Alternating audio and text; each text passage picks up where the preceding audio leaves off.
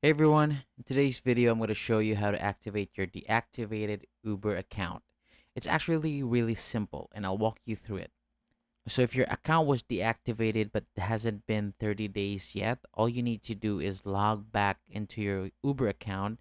Just go to the Uber login page, enter your info, and once you're in, your account should be reactivated automatically. Easy as that. But if it's been more than 30 days, then you'll need a little extra help. Here's what you can do.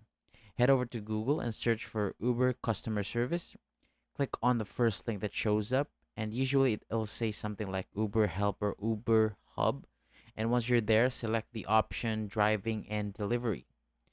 Now just scroll down and find the section about account or app issues.